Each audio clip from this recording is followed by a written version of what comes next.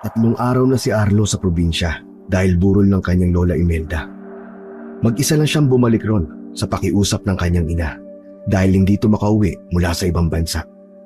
Kakaalis lang din kasi ng ginang kaya naman hindi rin siya napayagan ng kanyang employer. Masaya si Arlo dahil biglang sumulpot ang mga kababata niyang sina Finn at Dawson sa burol. Tahimik kasi ng gabing yon at walang masyadong naglalamay. May kalayuan din kasi ang bahay nila kaya tinatamad ang ibang tao na makipaglamay. Oh, mga pare, akala ko talaga hindi nyo na ako pupuntahan dito Magtatampo na sana ako sa bigas. Nakipag-apiran siya sa dalawa. Bago umupo sa monoblock, kaharap ang dalawa. Nagsikain na ba kayo? Kukuha ako ng sopas ha. Nagluto si Auntie Mayet Sige lang pare, busog pa kami. Uy, anong busog? Tingnan mo nga yung itsura mo, Finn. Parang isang organismo na lang ang hindi pumipirma dyan Malalagotan ka na ng ugat. Kumain ka nga.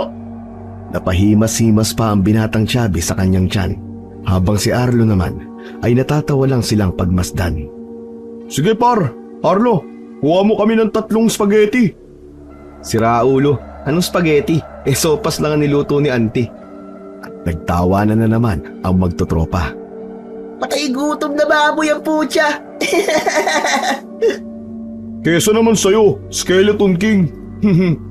Sige na Arlo, 3 bowl ng sopas. 2 sa akin, 1 rito para kay Finn. Para naman magkalaman-laman tong tropa natin. Lagi ko naman pinapakain. Ewan ko ba, bakit hindi ito tumataba? Baka ano ng ano? Malamang yan, baka yun na nga ang ginagawa niya. Meal 3 times a day. Gagi, adik lang Finn. Ganyan talaga kapag pogi. Hindi tabain.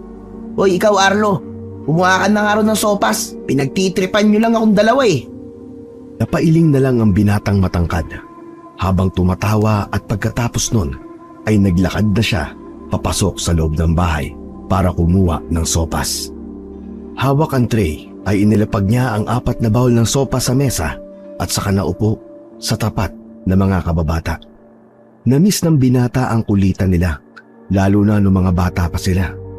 Laking probinsya din kasi siya, kaya lang nang mag-abroad ang kanyang nanay Milet ay lumipat sila sa Maynila. Nauwi lang sila kapag may pagtitipon ng buong mag-anak katulad ngayon. Nang maubos na ang sopas, ay nagkayayaan ang 3 na mag-inuman. Hindi naman tumanggi si Arlo dahil nakabantay naman si Tia Mayet sa burol ng kanyang lola. Tara na, samahan niyo akong bumili. Ako nang sasagot ng alak natin. Namiss ko tong si Arlo Iba talaga ang isang Dawson Kapag talaga asyendero, mapepere. Oo, tingnan mo naman. Pinabayaan na sa kusina. Finn, tanong ko lang sa'yo Tanong lang. Isang tanong sang sagot. Gusto ba talaga makipag-asaran sa akin Sumagot ka nga. Ito naman di na mabiro. Joke lang yun. Sorry na baboy ay Tara na Dawson. Habang papunta sila ng tindahan ay nagtatawanan lang ang magkakaibigan. Patuloy ang kulitan nila sa madilim na daan papunta sa tindahan na may kalayuan doon. Teka, siya nga pala mga pare. Maiba tayo.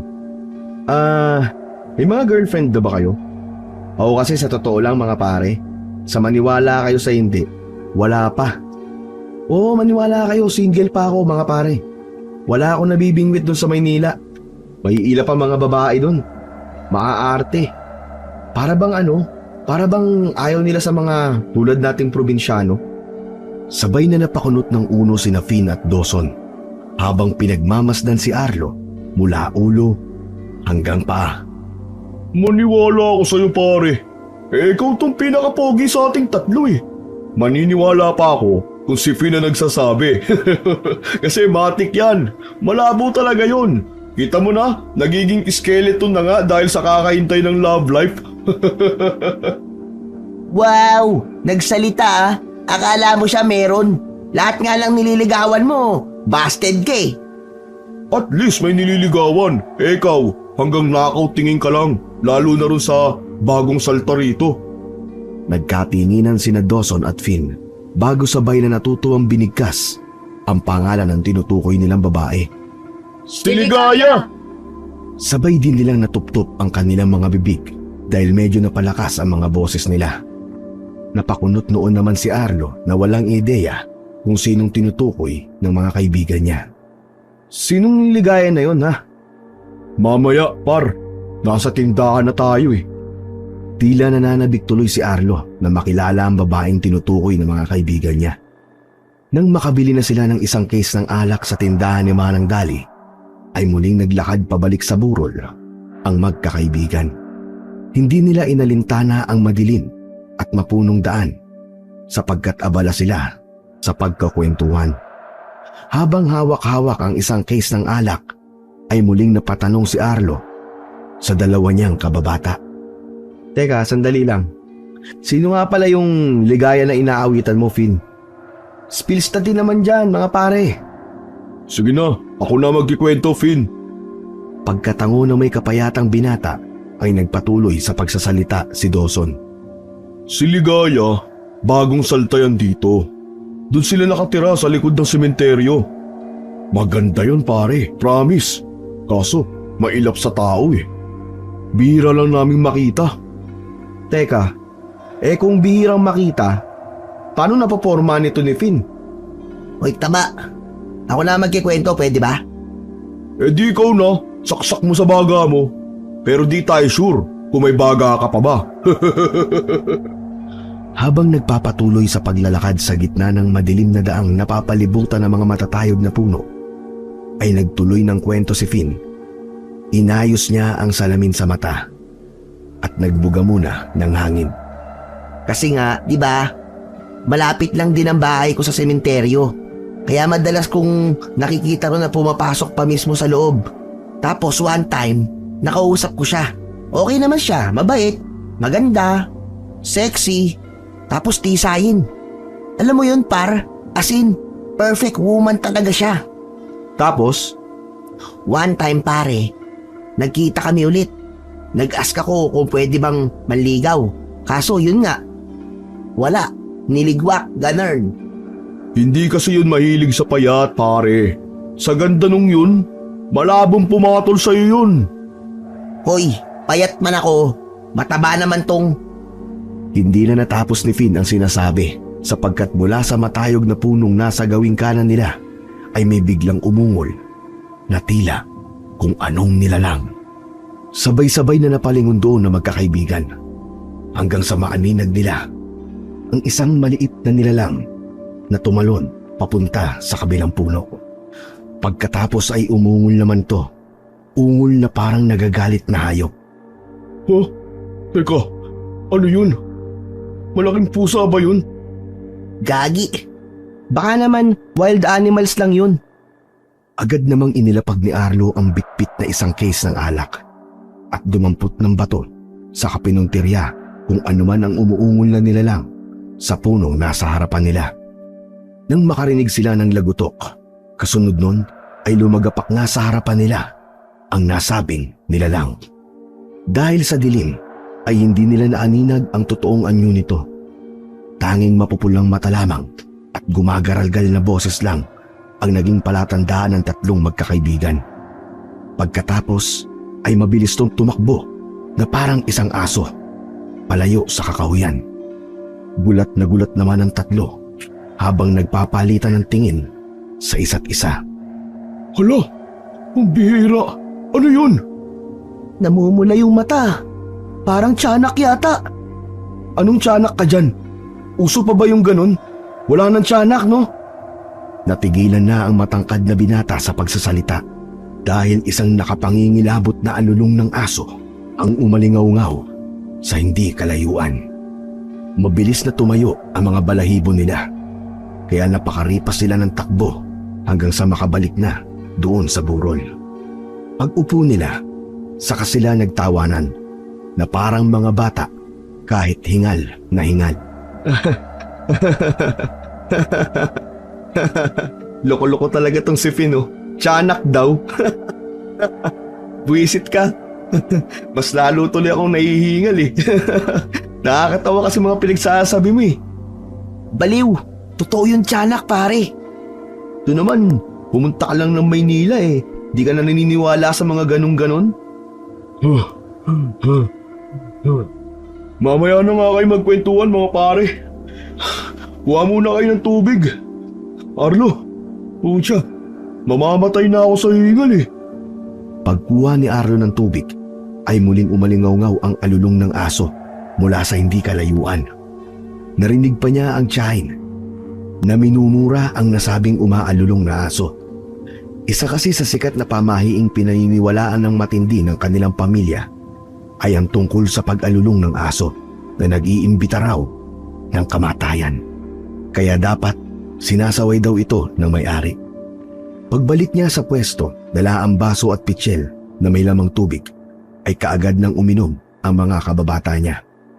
Umupo siya sa tabi ng mga ito at saka nag-inat ng katawan. Mga pare, narinig niyo ba ulit yung pag-alulong ng aso? Grabe no, nakakakilabot. Nasa lamay pa naman tayo. Nakakatakot tuloy umuwi. Uy, patulog ako ah. Tabi tayo mamaya sa kwarto mo, Arlo ah. Okay lang naman eh. Ikaw ba, Dawson? Uuwi ka ba? Oo, par. Nakamotor naman ako, saka di ako duwag, no? Yabang mo. Lundagang kasana ng tiyanak na nakita natin kanina. Pakinggan mo yung mga aso kanina. Ibig sabihin, nangahanting na yung mga yun ng tao. Maniwala kayo sa akin. Bukas, may mababalitaan tayong biktima ng tiyanak. Bihira naman oh. Ano ba kayo? Wildcat lang yun. Para kayong mga timang. Sa kayong aso, natural lang na umalulong. Mas matakot tayo kapag ang aso humuni na parang ibon o kaya nagnyaw na parang pusa. Umaalulong ang mga aso kapag may masakit silang nararamdaman. Hindi yung nagtatawag ng kamatayan. Walang ganon pare. Para kayong si Auntie Mayit eh. O sige na, mag-inom na nga tayo para malasing na. Tapos, ipakilala niyo ako kay Ligaya ha. Yan. Diyan ka magaling. Tumigil ka. Ikaw, diyan ka ililibing. Umabot ang inuman nila pasado 1:00 na madaling araw. Pagkaubos ng isang case, ay binalak pa sanang bumili ni Dawson. Ang kaso lang pareho nang tumanggi sina Arlo at Finn. Kaya nagkayayaan na silang mag-uwian. Nang makaalis na ang binatang Chubby gamit ang motor nito, ay nagpaalam na rin si Arlo sa kanyang Auntie Mayet na matutulog na siya. Pagsang-ayon naman ng ginang, ay pumasok na sila Finn sa loob ng bahay at natulog sa kwarto. Nasa kasarapan na ng tulog si Arlo nang bigla siyang maalimpungatan matapos makarinig ng mahinang kaluskos. Inaantok siyang napabangon at lumapit sa bintana para isara yon. Pagkatapos nun, ay dumiretso siya sa banyo at umihi. Pagbalik na sa kwarto, ay napatingin na naman siya sa bintana at biglang napakunot ng noo dahil nakabukas na naman yon. Sinara ko na tong bintana. Ang bihira talaga oh. Naku, sige na nga, bahala na nga. Nang babalik na siya sa kama para matulog, ay meron siyang napansing bagay sa sahig na parang malaking itim na bola. Naningkit ang mga mata niyang minasdan to bago lapitan at sipain palabas ng kwarto. Kaya lang, pagkagulong ng nasabing bagay hanggang sa mismong pintuan, ay bigla na lang itong naghugis ng maliit na tao. Kaya lang, hindi ordinaryong tao sapagkat maiiksi ang mga kamay at paa at itim na itim ang kulay ng balat. Namumula ang mga mata at nanlilisik. Pagkakita ay mabilis na nagtayuan ang mga balahibo ni Arlo. Nanindig ang balahibok sa kanyang buong katawan. Umaloy kagad ang takot sa kanyang puso, kaya nagsimula yung kumabog ng mabilis. Umangil ang nasabing nilalang na halatang galit na galit at nang tila ba sasalakayin na siya ng nasabing nilalang, ay napatakbo si Arlo paakyat sa kama at nagsisisigaw habang sumisiksik kay Finn. Tiyanak! Tiyanak! May tiyanak pare! May tiyanak! Dahil sa lakas ng kanyang boses ay naalimpungatan ding tuloy ang may kapayatang binata. Ano ba yun pare? Bakit sumisigaw ka? Pambihira ka naman, natutulog yung tao eh. Dahil din sa ingay ng kanyang nagawa ay nabulahaw ang ilang tao sa bahay. Napasugod tuloy si Auntie Mayet at napasilip sa kwarto upang alamin kung ano ang nangyayari. Nang tanungin siya ng ginang kung ano ang nangyari, ay hindi rin naman kagad makasagot si Arlo. Napatingin pa siya sa sahig na nasa tapat ng pintuan, subalit wala na ron ang nakitang maliit na nilalang na tinatawag niyang tiyanak. Napagalitan tuloy siya ni Auntie Mayet nang wala sa oras dahil sa abalang kanyang ginawa. Pag-alis naman ng ginang ay muling nagsumiksik si Arlo sa kaibigan. Nawala na rin ang antok at tama ng alak, kaya hirap na siyang makatulog. Ano ba pre? Matulog na tayo. Antok na antok pa ako, maaga pa. Bihira ka naman oh. Storbo ka talaga eh. Sige, Finn. Matulog na tayo. Pasado 9:00 ng umaga ay sabay na nagising ang magkaibigan. Nagpunta kagad sila sa kusina para makapag-almusal. Nang naroon na ay naabutan nila si Auntie Mayet kausap ang ilang kababaihan sa kanilang lugar. Kaya habang nag-aalmusal ng dalawa ay narinig nila ang pinagchichismisan ng mga yon. Teka lang. Naririnig mo ba yung pinag-uusapan ng Auntie Mayet mo? Pati nila Auntie Stang? Oo, pero mamaya na tayo mag-usap pare. Baka mamaya sabihin nakikinig pa tayo sa usapan ng mga matatanda. Hindi naman natin kasalanan eh. Tingnan mo, ang lakas-lakas nila magchismisan. Bilisan mo na nga lang kumain pare para makalabas na tayo. Pagkatapos nilang mag-almusal ay sabay na ngang lumabas ng bahay ang magkaibigan.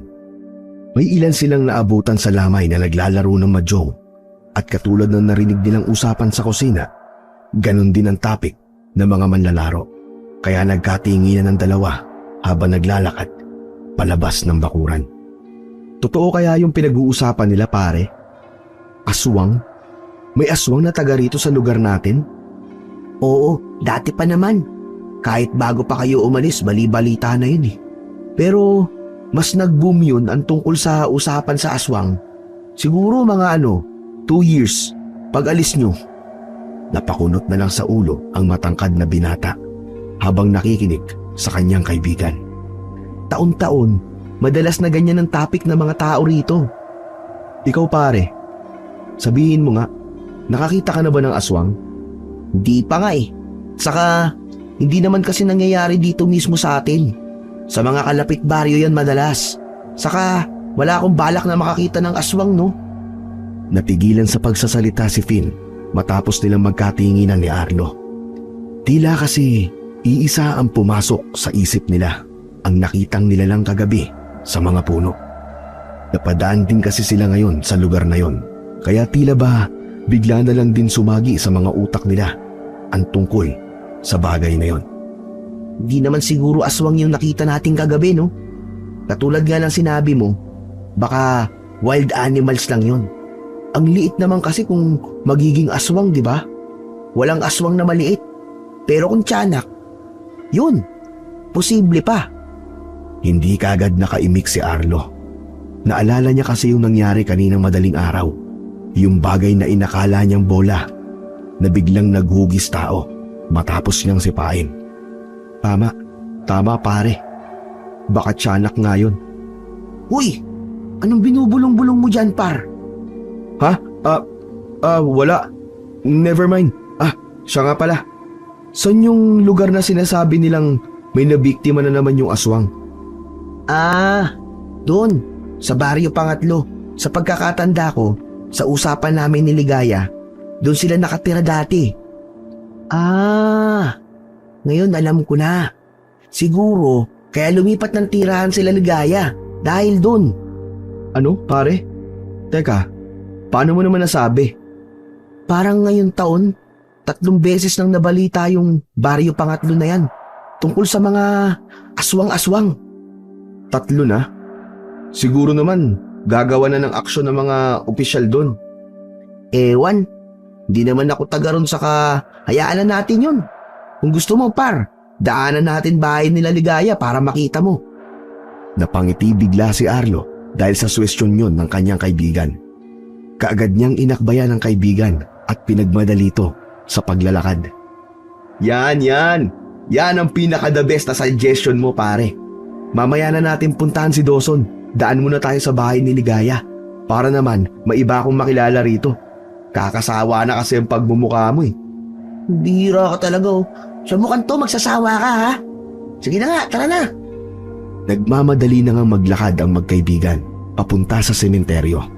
Pero bago nila marating ang nasabing lugar, may pangilan-ngilan pa silang nadadaan ng mga tao na ang pinag-uusapan ay patungkol naman sa nasabing na biktima ng aswang sa Baryo Pangatlo.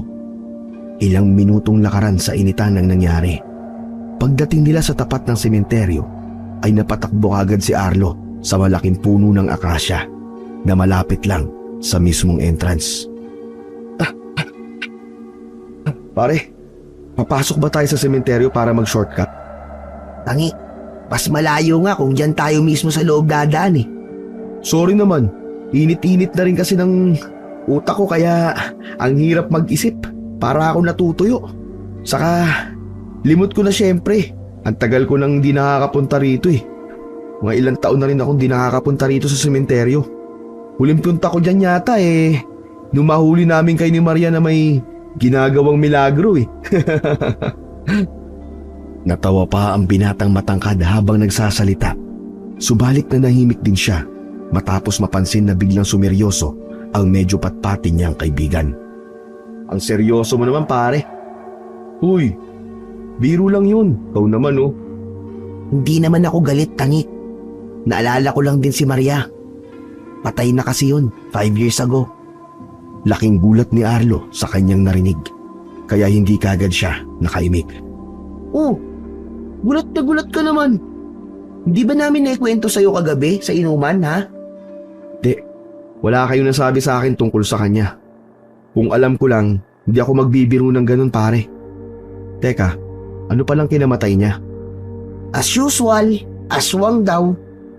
Hindi rito sa baryo natin, pare. Pero pinalabas lang yun na aswang-aswang kasi nga nauuso. Ang talagang suspetsya eh, minulis siya ng tsuwi niya tapos pinagbubugbog. Grabe no? Huwag na nga natin pag-usapan pare. Punta na tayo sa bahay ni Ligaya para makita na natin. Pagkatapos ng malalim na buntong hininga ay saka sumang-ayon si Finn. Nagpatuloy sila sa paglalakad hanggang sa makarating na nga sila sa tapat ng bahay ni Ligaya. Hindi ganong kalaki at kaganda ang bahay. Halata ring luma na to at may parte ng dingding na nabubulok na. Pare, dito siya nakatira? Oo, bakit? Porque maganda, bawal na tumira sa ganitong lugar, ha? Hindi naman sa ganun pare. Nasaan na siya? Di ba natin tatawagin? Hintayin lang natin. Kunwari, tatambay-tambay lang tayo rito sa puno ng bayabas. Yung bang, halimbawa, kunwari, mamimitas-mitas tayo. Napangiti na lang si Arlo matapos yung marinig na sinabi ng kanyang kaibigan. Putya, mukhang ganyang gawain mo kaya nagkakilala kay ni Ligaya. Hanip ka talaga pare. Antindi mong dumiskarte. Di naman. Pero nangunguha talaga ako ng dahon ng bayabas nung una kami magkita dito. Panglanggas kasi ng sugat ni tatay. Hindi na umimik ang matangkad na binata. Kaya't naglakad na lang ito papunta sa pinakamalalim na bahagi ng nasabing puno. At doon ay naghintay sila. Napakunwaring namimitas-mitas na mga bunga. Kahit bubot pa naman ang mga bunga nito. Matagal-tagal ding naghintay ang magkaibigan. Pero walang magandang babaeng lumabas mula sa nasabing bakuran. Naabutan na lang sila roon ng kuya ni Finn na si Felix dahil kukuha to ng dahon ng bayabas para sa paglalanggas sa sugat ng kanilang ama. Tinulungan na lang nila ito habang naghihintay pero wala pa ring Ligaya na nagpakita sa kanila. So ano pare, sasabay na lang muna ako pa uwi kay Kuya Felix ha. Mukhang wala dyan yung hinahanap natin eh. Walang lumabas. Sige. Marami pa namang araw pare. Makikita rin natin yun. Okay, sige. Tutulong din muna ako sa paglalangga sa sugat ni tatay. Mamayang gabi, babalik na lang kami ni Dawson sa lamay. Sige pare, kita-kits na lang. Saka na ako dadayo sa inyo kapag nailibing na si Lola. Ingat kayo, Kuya Felix. Finn. Di kagad umalis sa ilalim ng punong bayabas si Arlo. Hinintay niya muna si Kim at Kuya Felix na mawala sa kanyang paningin. Bago siya nagsimulang maglakad, pauwi ng bahay.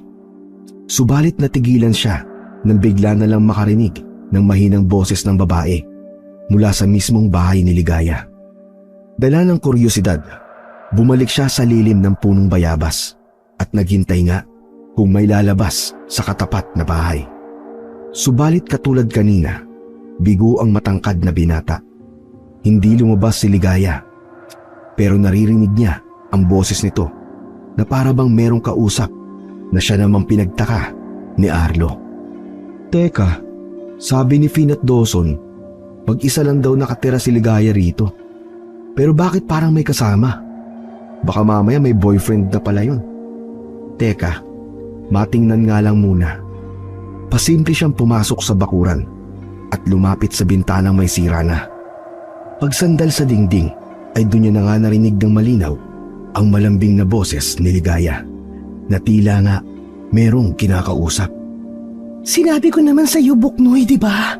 Huwag kang lalabas kahit gabi. Paano kung may nakakita sa iyo? Hindi ko na talaga alam ang gagawin sa iyo, anak. Nanlaki ang mga mata ng matangkad na binata matapos marinig yun. May anak na pala siya. Bakit niya naman hindi hinahayaang lumabas? Napaka-istrikto naman niyang nanay kung ganun. Hindi na halos natapos ng binata ang mga ibinubulong dahil isang nakakakilabot na tunog na mabangis na hayop ang kanyang narinig mula sa loob ng bahay. Hindi na rin niya narinig na nagsalita si Ligaya, kaya medyo nagtaka siya. Nang subukan niyang dungawin ang bintana, ay mas lalong lumakas ang ginagawang tunog ng mabangis na hayop. Senyales na malapit na to sa bintana. Kaya sa takot na baka masakmal ng kung anong nilalang na nasa loob ng bahay na yon, kumaripas na kagad ng takbo ang matangkad na binata. Nang medyo malayo na siya ron, ay napasulyap pa si Arlo dahilan para maaninag niya ng bahagya ang magandang babaeng si Ligaya. Parang tumigil tuloy ang mundo niya matapos makita ang tisahin nitong muka. Pakiramdam ni Arlo ay para siyang nakakita ng anghel, lalo na nung hinangin ng itim na itim nitong buhok. Tila ba nag-slow motion ang takbo ng mga bagay-bagay. Shit! Grabe, ang ganda niya! Naudlot siya nang mapasulyap sa gawin niya si Ligaya. Kaagad nag-iba ng tingin si Arlo at patakbong umuwi ng bahay. Huminto lang siya na mapadako na sa mapunong daanan kung saan sila may naengkwentrong hindi matukoy na nilalang kagabi. Napahawak siya sa tuhod habang humihingal. Pagkalaon na isinandal niya muna ang sarili sa isang matayog na puno at tumingala. Nang umihip ang hangin ay nakaramdam siya ng kaginhawahan. Kaya nagpagpag siya ng pawisang damit habang patuloy sa paglanghap ng sariwang simoy ng hangin na wala sa syudad. Totoo nga yung sabi ng dalawang mokong na yun. Grabe! Ang ganda pala talaga ni Ligaya. Parang anghel. Ay hindi, parang Diyosa. Para maging mas komportable ang pakiramdam, hinubad niya ang kanyang damit at ipinunas sa pawisang katawan habang inaalala ang mga nakita niya. Maraming pagpapantasyang pumasok sa isip niya hanggang sa maalala ang mga sinabi ng magandang babae kanina. Napatapik noo tuloy si Arlo nang dahil doon. Oo nga pala no, may anak na siya. So ibig sabihin, meron na siyang asawa. Pero paano hindi alam yun ni Pin at Dawson? Kulang-kulang naman sa impormasyon yung mga mokong na yun no. Papahamak pa ako. Hindi nga nila alam na may alagang aso yata o leon yung si Ligaya. Pumuntikan pa ako malapa kanina. Anak ng teteng. Nang mawala na ang hingal, ay nagpatuloy na ang binata sa paglalakad hanggang makabalik sa kanilang bahay. Pagpasok ng kusina, ay same topic pa rin ang usapan ng tiyahin at mga kumare nito. Tahimik lang siyang nakikinig habang umiinom ng tubig. Sinadya niyang tagalan dahil nagiging interesante sa kanyang pandinig ang usapang aswang.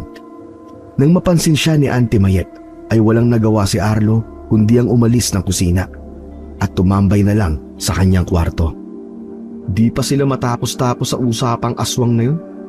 Feeling ko, Di naman yata totoo yung mga aswang na yan eh. Pagkahiga ay napadako ang tingin niya sa bintana bago nagawi sa pinto ng silid.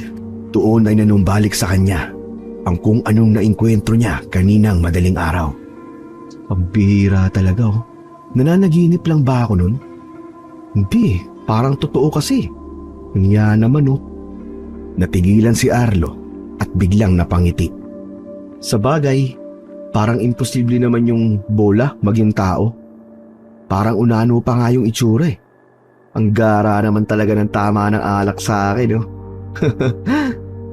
Kaya ayaw ko nagiinom talaga ng alak eh. Dumapa na siya at saglit na umidlip para makabawi rin kahit papano ng tulog. Pagising niya, 12:30 na ng tanghali at tila naliligo na siya sa pawis dahil sa sobrang init. Nagkaroon pala ng power shortage, ganun daw kasi sa kanila kapag summer. Nagtungo kagad siya sa banyo para makapaghilamos ng muka at makapagpunas ng katawan. Pagkatapos ay saka siya pumuntang kusina para mananghalian. Eksakto naman na naroon ang kanyang auntie Mayet na inaya na siyang kumain bago lumabas para bantayan ang nakaburol nilang lola. Kagad naman pumwesto si Arlo sa maliit na lamesa matapos niyang makapagsandok ng makakain. Habang kumakain ay nakatanaw lang siya sa mga kapunuan sa likod ng bahay. Malaki kasi ang bintana ron sa kusina, kaya kitang-kita ang likuran ng bahay. Alambre lang din na nagsisilbing bakod sa bandaron na pinaikot-ikot sa katawan ng mga puno. Pagsubo niya na makakain ay eksaktong umihip ang hangin, kaya kahit papano ay nakaramdam siya ng kaginhawaan. Hay, sige lang, humangin ka lang, lakasan mo pa. Habang wala pang kuryente. Hay, ang sarap talaga sa pakiramdam ng sariwang hangin.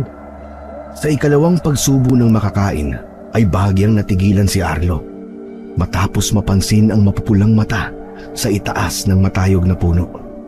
Naningkit ang kanyang mga mata habang pinagmamastang maigi kung anong uri ng nilalang ang kanyang nakikita.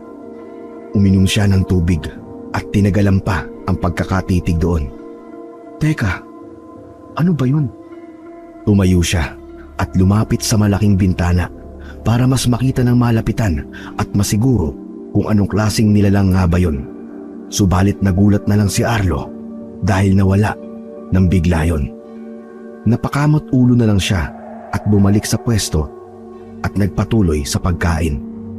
Pagkatapos niyang mananghalian ay pansamantalang nagbantay ang binata sa burol dahil magpapahinga naman ang kanyang auntie Mayet. Wala nang naglalamay dahil nag-aalisan na rin pansamantala ang mga nagmamadyong. Natira na lang ang ilang mga batang naglalaro ng kung ano-ano. At dahil walang magawa ang matangkad na binata, kaya naman naglaro na lang din siya sa kanyang cellphone.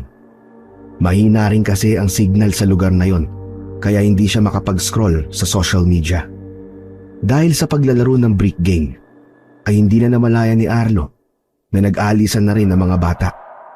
Bigla na lang kasing nanahimik ang kapaligiran. Hay, ang boring. Anong oras kaya magpupunta yung dalawang kulokoy na yun? Tumigil siya sa paglalaro at iginala ang tingin sa labas ng bakuran.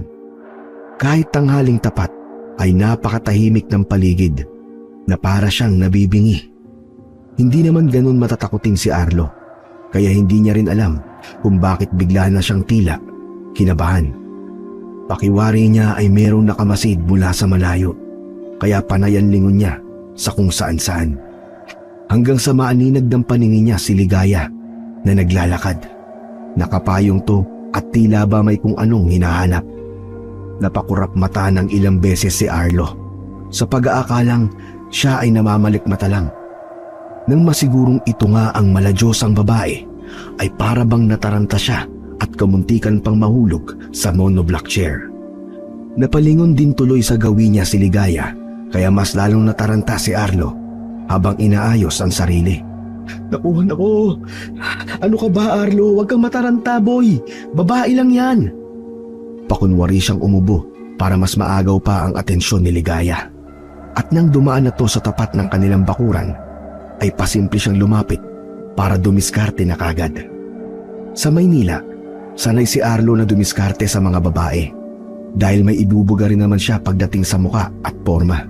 Yun nga lang, mas maraming babae ang nahahambugan sa kanyang asal na kung minsan ay hindi niya rin kontrolado, kaya naman mas madalas siyang nare-reject. May hinahanap ka ba? Kailangan mo ba ng tulong, miss? Tumigil sa paglalakad ang magandang babae at napatingin kay Arlo na tila na estatwa na matapos masilayan ang magandang kulay at hugis ng mga mata ni Ligaya. Napalunok ng laway tuloy siya at ilang segundo rin na nagkaroon ng awkward moment bago siya nakapagsalita ulit. Para kasing parang may hinahanap ka. Medyo malayo yung bahay mo mula rito. Doon ka lang banda sa sementeryo, di ba? Ay, putik. Bakit ko nasabi yun? Alam mo kung saan ako nakatira? Kasi napadaan ako kanina ron. Hinatid ko yung kaibigan ko.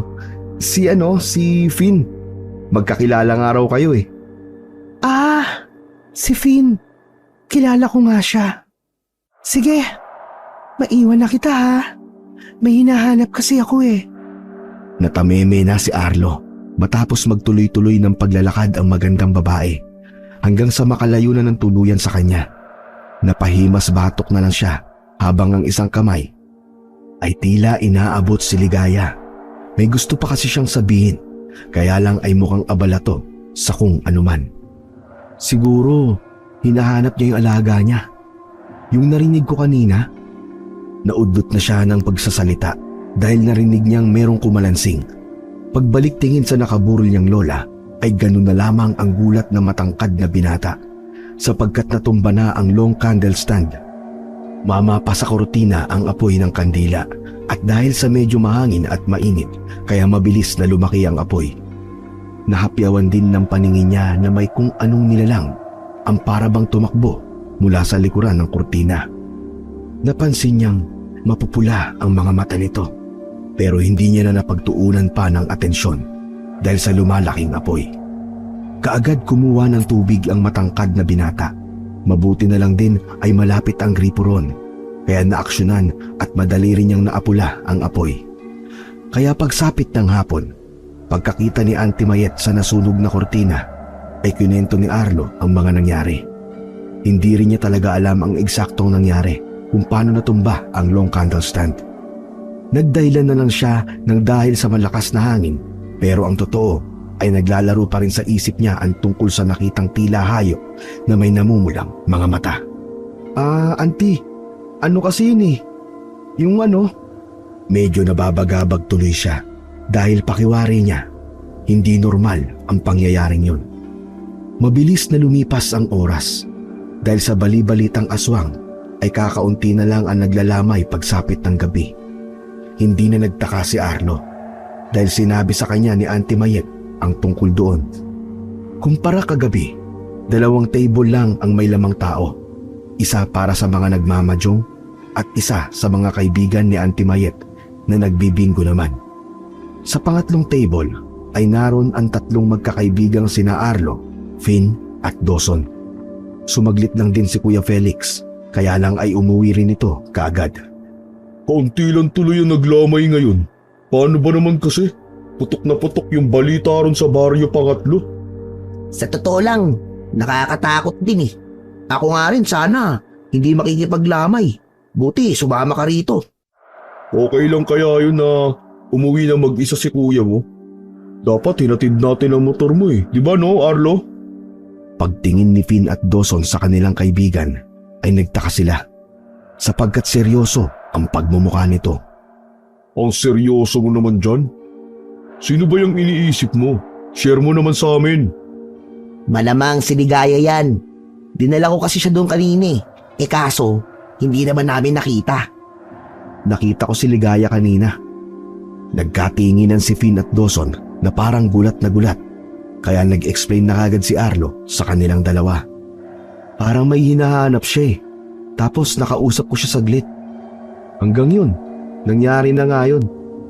Pagkaturo sa sunog na kortina ay sabay ding napatingin ang dalawa niyang kausap. Parang di ka naman masaya na nakausap mo si Ligaya. Ang ganda niya, di ba? Ikaw ba naman kamunti ka ng masunugan eh? Makukuha mo pang magsaya? Magbihira ka talaga oh. Teka, bakit nga ba kasi nangyari yan? Napabuntong hininga muna ng malalim ang matangkad na binata bago nagwika. Ewan ko kung maniniwala kayo. Ang weird kasi nung nangyari simula nung kagabi, yung may nakita tayo ron sa puro punong daan. Naalala mo, di ba, Finn? Kanina madaling araw nasiksik ako ng siksik sa'yo. May nakita kasi ako nun. Nakakatakot. Bola siya na biglang naging maliit na halimaw. Tapos naman kaninang tanghali, ganun din. Pati nung nasunog yung kurtina. Palagay ko, iisa lang yun. Paano mo naman nasabing iisa lang yung mga yon? Malamang gumanti yung tiyanak kasi binato mo yung kagabi, di ba? Tiyanak? Totoo ba yun? At saka, may tiyanak ba sa umaga? Oo nga. Umayos muna ng upo ang binatang Chubby bago tumagwikang ulit. Pangik, sabi ng lolo ko, wala naman daw talagang pinipiling oras sa mga ganung mga nilalang eh. Mapaaswang o kung ano man yan. Mas lumalabas lang sila kapag gabi kasi dun sila mas malakas. Pero, sure akong di tiyanak yung nakita ko. Para siyang halimaw eh. Parang maliit na aswang. Basta ganun. Hindi tuloy alam ng dalawang kausap ni Arlo kung tatawa ba sila o hindi. Ano yon? Maliit? Ibig sabihin, unanong aswang? Ang cute naman nun kung ganun. Imbis na matakot ka, baka matuwa ka pa kapag makikita mo yung unanong aswang eh. Mga siraulo talaga kayo.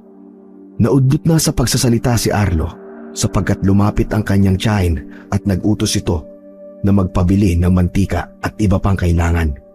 Meron kasing niluluto si Auntie Mayet para sa mga naglalamay. At dahil may motor naman si Dawson, kaya yun na lang ang ginamit nilang tatlo para magpunta sa tindahan. Bibili na rin kasi sila ng alak at bukod doon ay iniiwasan din nilang muling maengkwentro ang nakita kagabi sa daan ng puro puno. Mabilis na pinaharurot ni Dawson ang kanyang motor. Kaya ilang minuto lang ay narating na nila ang tindahan kung saan ay naabutan nila ang ilang opisyal na nakatambay doon. At katulad ng tipikal na usapan sa kanilang lugar, patungkol pa rin sa aswang. Pagkakita sa kanila na may-ari ng tindahan ay tinanong agad sila. Nako! Bakit naman sa gabi kayo magsisipagbili? Alam niyo namang delikado magpagabi ngayon sa labas. Mabuti na lang at pasarapan lang ako ng tindahan. 9:00 pa lang po, Manang. Walang pinipiling oras ang aswang. Basta pagkagat ng dilim, magsisimula na yang umaligid. Lalo na rito sa lugar natin. Magkakalayo ang mga bahay at wala pang masyadong ilaw ang mga daan. Sabay-sabay na napalunok ng laway ang tatlong magkakaibigan matapos marinig ang mga sinabi ng matandang babae. Si Manang Dali naman oh. Kumakapanakot sa amin ni paring Arlo eh, wagas. Sige na nga pare, bilhin mo na nga kung anong bibilin mo para makabalik na tayo sa lamay. Napakamot ulo na lang si Arlo bago sabihin ang mga bibilhin nito. Nang maibigay na ng matandang ginang ang mga binili ng tatlong binata, ay nagpaalam na rin sila matapos makapagbayad. Nagsabi rin ang mga opisyal na pupunta sila sa lamay at hihintayin lang makapagsara ng tindahan si Manang Dali. Dahil doon ay nakahinga ng maluwag si Arlo dahil kahit papano ay madadagdagan ang tao sa lamay. Sa isip niya kasi ay matatakot na magpunta roon ang aswang kung marami-rami ang tao. Oh, mag-iingat kayo mga tutoy ha. Lalo na ron sa masukal na daan. Madalas may nagpapakita ron. Kaya magtabi-tabi kayo at huwag masyadong maingay. Sige po, salamat po. Aalis na po kami. Mag-iingat din po kayo. Nagsiksikan ang tatlong magkakaibigan sa motor dahil sa takot na nararamdaman nila. Matapos kasi ang mga pinagsasabi ni Manang Dali sa kanila, ay doon lang nila napagtanto na seryoso pala talaga ang mga pangyayari sa kanilang lugar. At hindi lang yon, basta-basta lang. Nang mapadaan na sila sa masukal na daan, ay doon na mas binilisan pa ni Dawson ang pagmamaneho. Nilakasan niya rin ang headlight kaya laking gulat nila pagkakita sa isang tila bolang itim na nasa gitna ng daan. At sa minalas-malasan, dala ng pagkataranta ni Dawson matapos makapagpreno ay biglang tumigil ang motorsiklo dahilan upang mamatay ang makina pati na rin ang ilaw ng motor. Putya, buksan mo yung ilaw pare. Ang dilim, bilisan mo. Mabuti na lang ay nabuhay din kagad ang makina ng motor at nang bumukas na ulit ang headlight ng motor ay nagulat ang tatlong magkakaibigan sapagkat wala na ron ang tila itim na bolang nakaharang kanina sa kalsada. Sinabayan yun ng pag-alulong ng aso mula sa hindi kalayuan at malamyang pag-ihip ng hangin. Dahil sa takot ay hindi kagad napaandar ng binatang Chubby ang motor kahit nakabukas na ito. Napamasid lang tuloy silang lahat sa itaas sapagkat tila ba nagsasayawan ng mga puno dala ng malumanay na pag-ihip ng hangin. At nang dumampi sa mga balat nila ang hangin ay sabay-sabay silang nangilabot kasunod ng isa pang pag-alulong ng aso mula sa hindi kalayuan. Nang mapalingon naman si Arlo sa kaliwang bahagi ng daan ay doon na nga niya nakita ang namumulang mga mata na nasa itaas ng puno. Naglabas din to ng tunog na parang isang mabangis na hayop kaya lalo silang nahintakutan. Tumagal ang tingin doon ng binatang matangkad sapagkat pamilyar ang tunog ng mabangis at nagngangalit na nilalang. Dawson! Dawson, ano ba? Bilisan mo na! Na-stuck ka na ba dyan? Dahil sa sigaw na yun ni Finn ay bumalik sa ulirat ang binatang Chubby. Mabilis nitong nagpaharurot hanggang sa makaalis sila sa lugar na yon. Pagbalik sa burol ay putlang-putla ang mga mukha nila dahil sa takot at halos walang nagsasalita sapagkat hindi rin sila halos makapaniwala doon sa nangyari. Yun yung sinasabi kong bolang nakita ko. Mucha, totoo pala talaga yun. Hindi pa naginip. Anak ng teteng naman ito mga pare ko. Paano ako uuwi nito? Dito na lang tayo matulog. Saglit na naantala ang usapan nila dahil lumapit si Auntie Mayet para kunin ang mga pinamili nila. Nagkatinginan ang tatlong binata na tila nag-uusap-usap sa mga mata kung ikikwento ba nila sa ginang ang tungkol sa nangyari sa kanila. Pero hindi na nila nagawang sabihin dahil umalis na rin kagad si Auntie Mayet. Abalang-abala na kasi to sa kanyang pagluluto. Mga pare, mag-inom na lang tayo. Putik, gusto kong makalimutan tong nangyari na to. Hindi ako makapaniwala talaga. Tama. Sige, paikutin nyo na yung tagay. Sinimulan na nga ni Finn na paikutin ang tagay. Pero halata pa rin sa itsura nilang tatlo ang nararamdaman nilang takot. Ano kaya kung sabihin natin sa mga opisyal na pupunta rito mamaya para maaksyonan at mahuli na, di ba? Kasi pansin ko lang parang gumaganti yun sa ginawa ni Arlo eh. Malamang pati tayo madadamay dyan. Paano kung hindi mahuli? Mas lalo tayo mayayari nito. Tigilan na si Dawson sa pagsasalita dahil kinuha ni Arlo ang tagay at nilagok ito ng ilang ulit bago seryosong nagsalita. Tara, balikan natin mga pare. Maliit lang naman yung halimaw na yun eh. Kung ano man siya, huwag tayo magpapadaig sa kanya. Ang bihira ka. Ayoko pang mamatay, huy. Ako rin no. Ang duduwag niyo naman masyado. Wala na munang nagsalita sa kanila pagkatapos nun. Tahimik silang nag-inuman hanggang sa dumating na nga ang mga opisyal para makipaglamay. Nang maubos na ang isang case ay nagpasya na silang matulog. Nagpaalam na rin ng binata sa kanyang tiyahin na pinayagan din naman siya kaagad. Pagdating nila sa kwarto ay binuksan kaagad ni Arlo ang bintana. Meron kasi siyang pinaplano at dahil sa tama ng alak kaya malakas ang kanyang loob. Nagkanya-kanya na sila ng higa sa kama hanggang sa nauna nang matulog sina Finn at Dawson. Si Arlo naman, pinilit niya ang sarili na hindi matulog kahit ang mga mata niya ay papikit-pikit na. Pagsapit ng 3:00 ng madaling araw, nang tila ba madadala na ang diwa ng matangkad na binata, ay bigla naman siyang napabalikwas ng bangon matapos marinig na may tumunog sa bantang bintana. Pagharap niya ron, ay doon na tumambad sa kanyang paningin ang nilalang na nasa 3 talampakan ng taas. Namumula ang mga mata at nang lilisik, itim na itim ang kulay ng balat. Maigsi ang mga kamay, binti at pata. Mahahaba ang pangil, nagngangalit yon habang nakatingin sa kanya. Pagaralgal itong umungol pero mahina lang, kaya tila ba nawala ang tama ng alak kay Arlo. At habang nakatingin sa nakakatakot na maliit na nilalang, ay pasimple niyang hinampas-hampas ang 2 kaibigan para magising ang mga to at makita ang nasa bintana.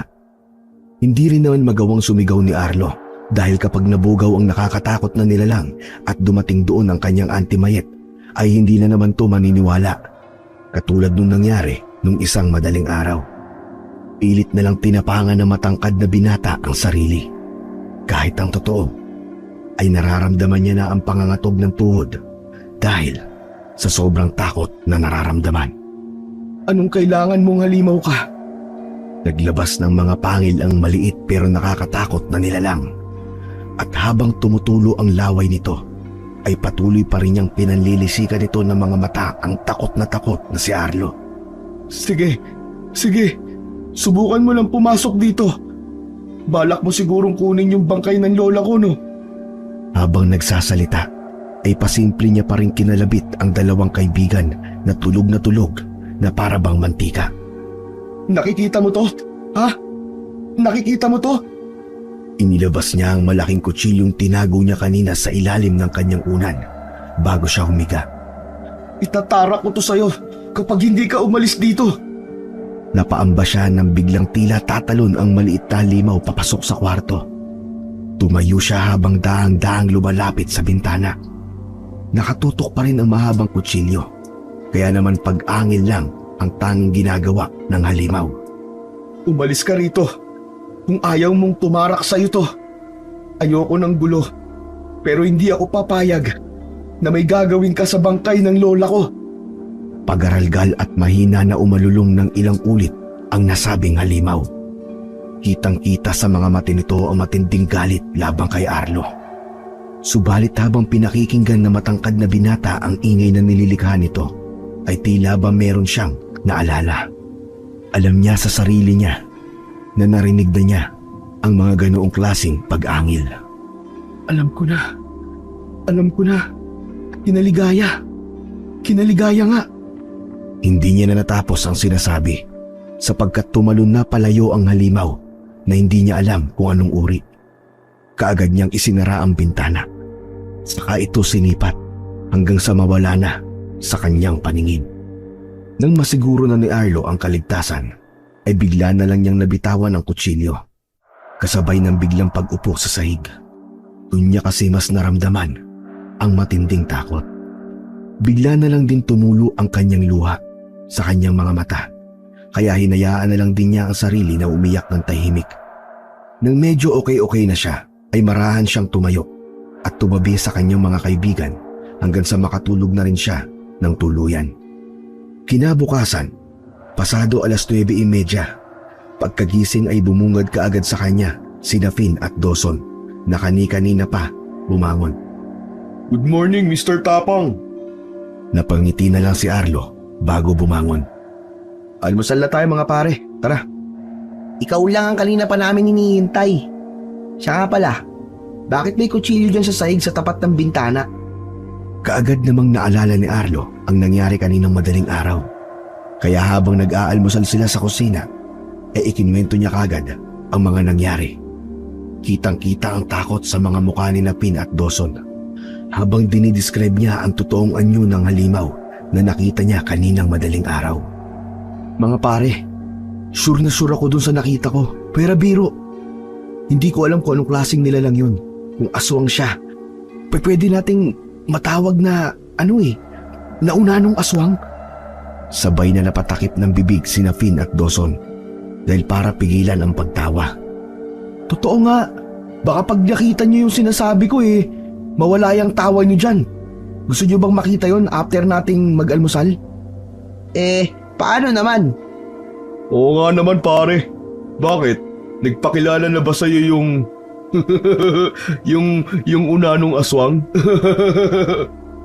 Sumubo muna na makakain si Arlo at uminom ng tubig bago sagutin ang tanong ng dalawang kaibigan. Nakalimutan ko pala ikwento sa inyo kahapon, Finn. Nung umuwi kayo ni Kuya Felix pagkatapos nating manguha ng dahon ng bayabas, sumilip ako mismo sa loob ng bahay ni Ligaya. Weh, hindi nga.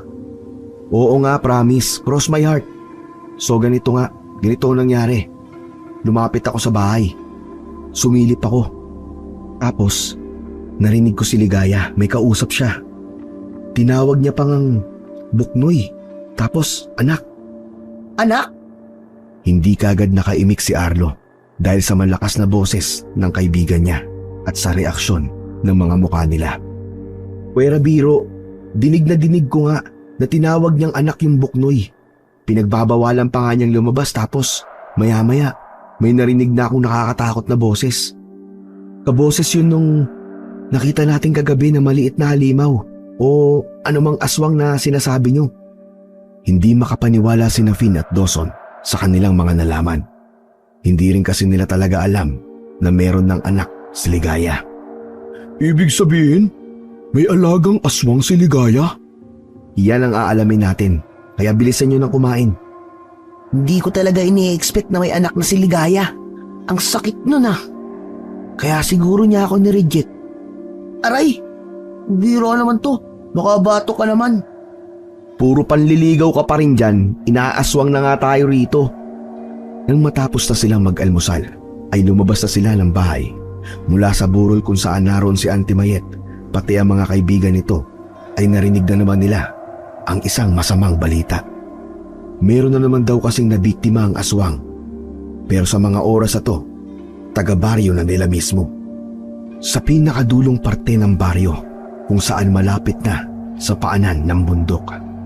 Kaya bago umalis ang tatlong binata, ay pinaalalahanan sila ni Auntie Mayet na huwag masyadong maggalagala, lalo na kapag sumapit na ang gabi. Habang naglalakad, dahil iniwan muna nila ang motor, ay hindi tuloy na iwasan ng tatlo na mapag-usapan ang tungkol doon. Bakit kaya hindi na natin sabihin kagad sa mga kinauukulan para sila na ang bahalang mag-imbestiga sa bahay ni Ligaya? Kung may alaga siyang aswang, malamang siyang may gawa nun. Napatingin sina Arlo at Finn kay Dawson matapos nitong mapapalakpak ng isang beses. Teka, parang napagtagmi-tagmi ko na. Kaya siguro lumipat si Ligaya galing dun sa baryo pangatlo para dito naman magasik ng lagim yung alaga niyang aswang. May point ka doon, pare.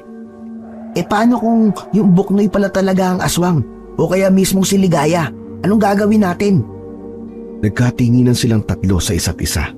At dahil sa tanong na yun ni Finn, ay nagkaroon sila ng biglaang katahimikan. Naantala lang ang kanilang katahimikan nang matapos biglang makarinig ng tunog ng ambulansya. Napatakbo sila ron hanggang makarating sa tindahan ni Manang Dali. Nasipat nila sa tapat ng tindahan si Ligaya at kasunod nun ay nakita nila ang walang malay na si Manang Dali na isinasakay sa loob ng ambulansya. Nakaramdam ng kalungkutan ang tatlong magkakaibigan. Sapagkat kagabi lang kasi ay kausap pa nila ang matandang babae at nagpapayo patungkol sa panganib na hatid ng aswang. Pag-alis ng lumang ambulansya ay nagmamadali na ang tatlo hanggang sa marating ang bayabasan sa tapat ng bahay nila Ligaya. Nagkatinginan lang silang uling tatlo na para bang naghihintayan sa kung ano ang gagawin. Tara, sumunod kayo sa akin habang hindi pa umuwi si Ligaya. Kaya kahit kinakabahan ay sumunod na nga sina Finn at Dawson. Tumalon silang tatlo sa bakod at pasimpleng tumakbo papunta sa likod ng bahay. Takti naman oh. Tama ba tong ginagawa natin? Kung gusto nating malaman ang totoo, siguro oo. Tama tong ginagawa natin. Natigilan na si Arlo dahil meron siya kagad nakitang nakasilip mula sa sirang dingding. Binalingan niya ang mga kaibigan at kabadong sinabi ang tungkol sa bagay na yon. Mga pre, huwag kayong maingay ha. May ibang tao nga sa loob. May nakita ko.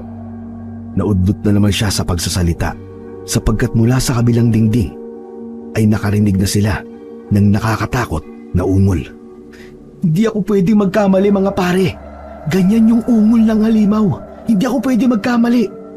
Sigurado ako dun. Umalis na tayo rito. Isumbong natin sa mga opisyal para matigil ang pagpatay ng aswang na yan. Kaagad na tumakbo ang tatlo, kaya lang tila lalampalampang nadapa si Finn sa sobrang takot na nararamdaman. Kasunod noon ay bigla na lang lumabas galing sa bintana ang tinutukoy nilang halimaw. Kaya kitang-kita nilang tatlo ang nakakatakot nitong itsura. Ang halimaw na may 3 talampakan ang taas. Namumula ang mga mata at nanlilisik. Itim na itim ang kulay ng balat. Maiigsi ang mga kamay, binti at paa. Mahaba ang pangil at nagngangalit yon habang nakatingin sa kanila. Pagaralgal itong umungol ng malakas, kaya nangilabot ng gusto ang tatlo habang palabas sa bakuran ni Ligaya. Nang makalabas na sina Arlo at Dawson ay ganoon na lang ang gulat nila pagkakita kay Finn na dinadambahan na ng maliit na halimaw. Sasakmali na sana sa liig ang patpating lalaki nang bigla silang nakarinig ng sigaw ng isang babae. Natigilan silang lahat at napalingon kay Ligaya. Nakadarating lang. May dala pa tong supot na nabitawan niya dahilan upang tumilapon ang laman nito. Mas lalong nagulat sina Arlo at Dawson pagkakita sa napakaraming dugo galing sa supot na kumalat na sa lupa. Buknoy, itigil mo yan. Tama na. Utang na loob.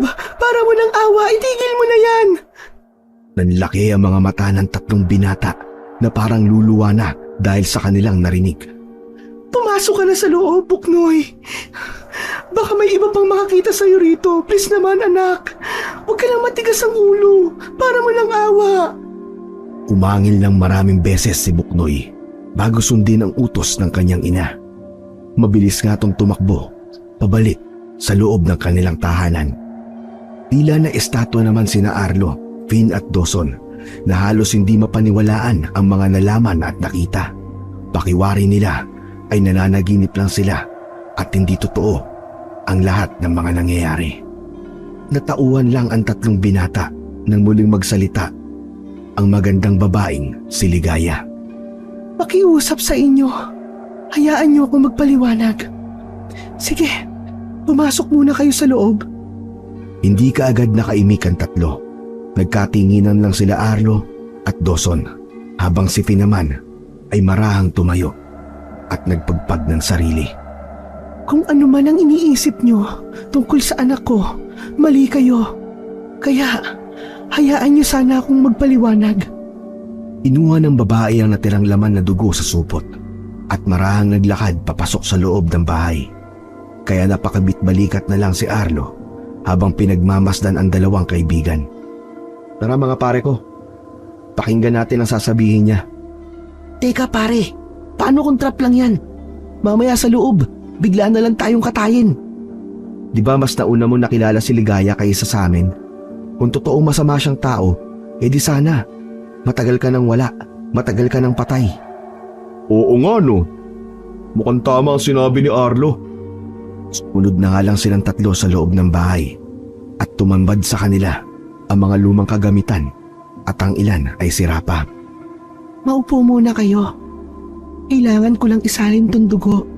Huwag kayong mag-alala dahil hindi to dugo ng tao. Dugo lang to ng hayop. Yung mga karning kinatay tinamaan ng dali. Ah, kaya pala galing ka ron.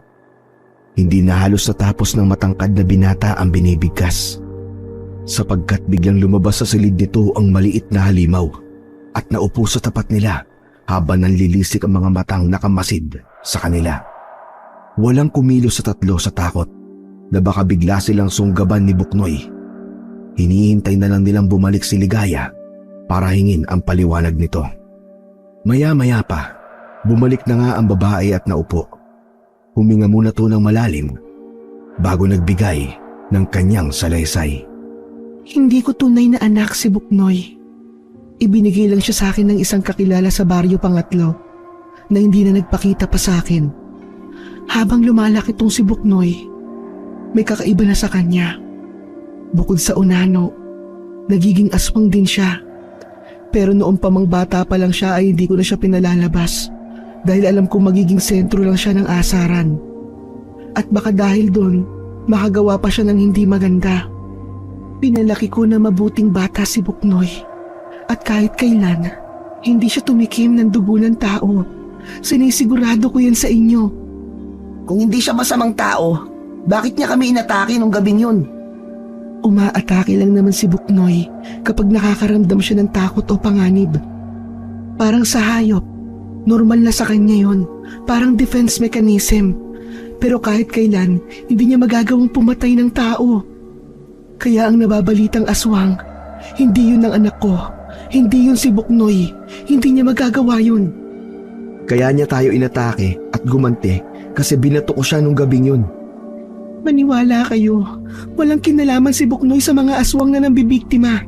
Alam ni Manang Dalian, dahil siya mismo ang nagbibigay ng dugo ng hayop at karne para may makain ng anak ko. Tila nakaramdam ng habag si Arlo pagkatapos yung sabihin na magandang babae. Kaya pakiusap ko sana, magtitiwala ako sa inyo na itatago niyo ang sikretong ito. Kapag lumipat na naman kami ng tirahan, hindi ko na naman alam kung saan kami pupulutin ni Buknoy. Mahal na mahal ko ang anak ko. Hindi man siya nanggaling sa aking sinapupunan at iba man ang kalagayan niya, hindi ko siya tinuturing na isang halimaw, kundi isang anak. Nagkatinginan ng tatlong binata na sabay-sabay ding napabuntong hininga. Nakakasiguro kung hindi na mauulit kung ano man ang nagawa niya sa inyo. Kaya pakiusap ko lang sa inyo na huwag niyong ibubunyag ang totoong pagkatao ng anak ko sa mga tao. Sige, makakaasa ka sa akin at sa dalawa kong kaibigan na hindi namin ibubunyag kung anumang sikretong meron si Buknoy. Gusto ko lang din humingi ng tawad sa pagbato ko sa kanya. Makakaasa ka rin sa akin. Sabay na napatingin sina Arlo at Dawson kay Finn dahil hindi ka agad ito nagsalita.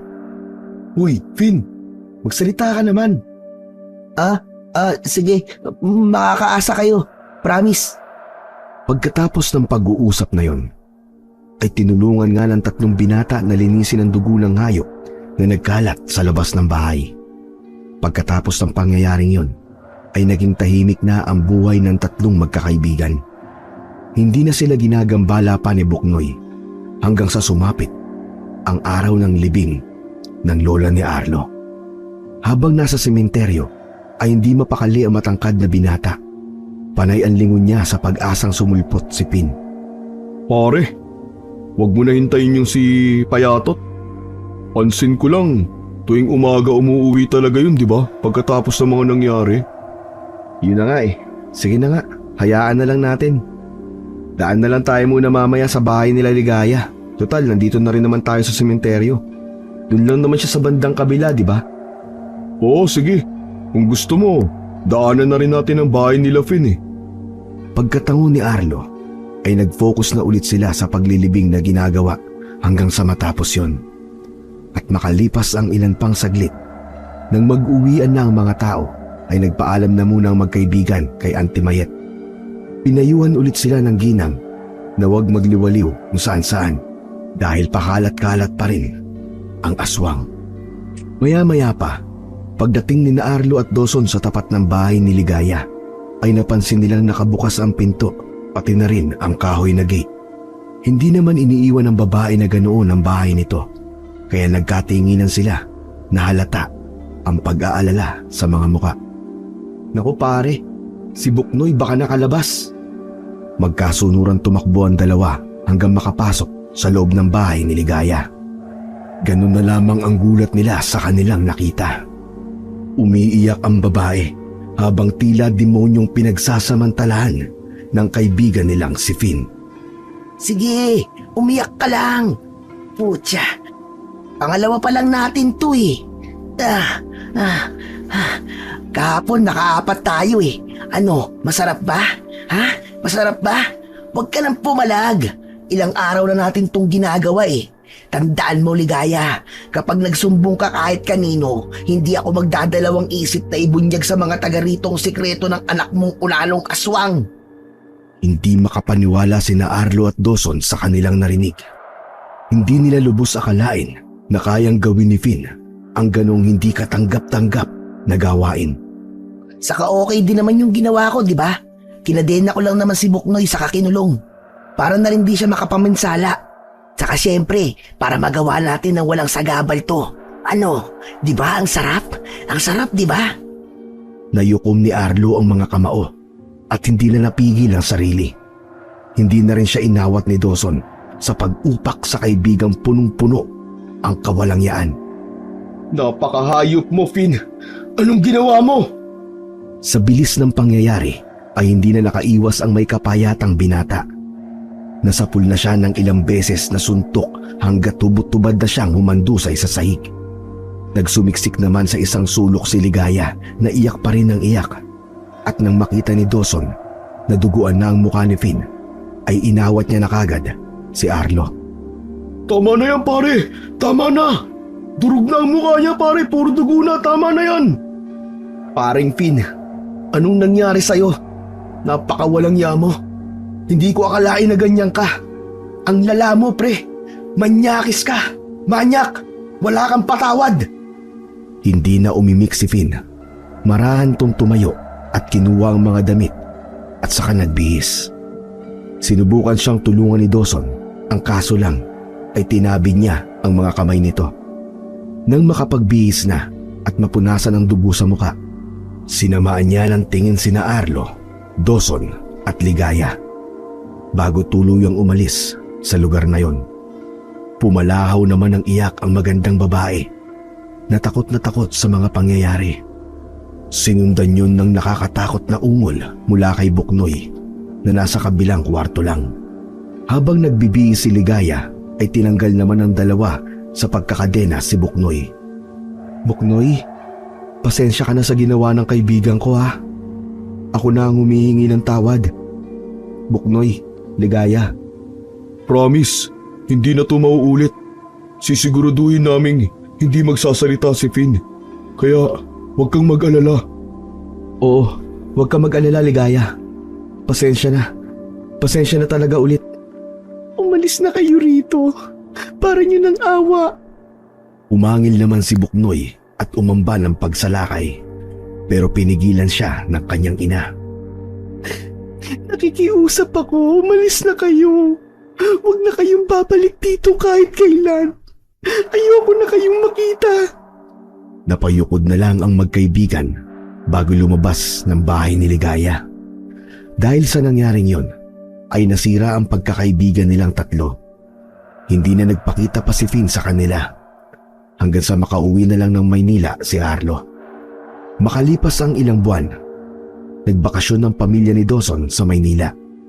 Kaya nagkita sila ni Arlo. Anong balita sa kaibigan nating si Finn? Nagpakita na ba? Si Ligaya at Buknoy, kumusta na rin? Nandun pa ba sila sa baryo? Hindi kaagad umimik ang binatang Chubby. Kaya tila ba natunugan ni Arlo na may hindi magandang nangyari. Wala na sila Ligaya at Buknoy, pare. Lumipat na ng lugar. Kasama si Manang Dali. Ha? Bakit kasama si Manang Dali? Ito na nga, pare. Isang buwan after mong bumalik dito sa Maynila, inaswang yung buong pamilya ni Finn. Namatay silang lahat. Nadamay ang tatay niya saka si Kuya Felix dahil sa ginawa niya kay Ligaya. Nanlaki ang mata ni Arlo sa mga nalaman. Si Buknoy ba ang gumawa? Umiling-iling si Dawson kaya napatanong ulit ang matangkad na binata. Sino? Si Manang Dali. Apo niya pala yung unanong aswang, si Buknoy. May lahing aswang pala si Manang Dali. Si Ligaya mismo nagsabi sa akin. Pero hindi pumapatay ng inosenteng tao si Manang Dali. At saka hindi rin siya kumakain ng laman at umiinom ng dugo ng tao. Tanda mo yung nagkasakit siya at nasugod sa ambulansya? Oo. Sa tagal na niyang di nakakatikim ng tao, nanghina siya. At nung nalaman ni Manang Dali ang ginawa ni Finn, nagalit siya ng gusto, kaya yun. Wala nang nagawa si Arlo kundi malungkot naman sa pagkawala ng kaibigan niyang si Finn na naging mahina sa tawag ng laman. Hindi talaga sa itsura ng isang nilalang makikita kung gaano siya kabuti o kasama. Kung minsan Mas nakakatakot pa ang laman ng puso ng isang tao kaysa sa isang halimaw.